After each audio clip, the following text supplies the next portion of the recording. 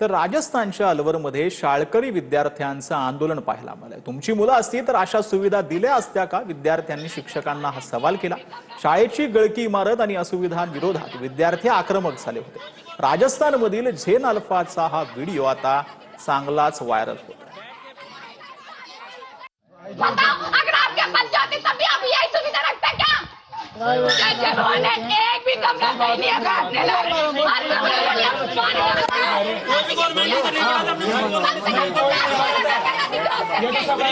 बैठ के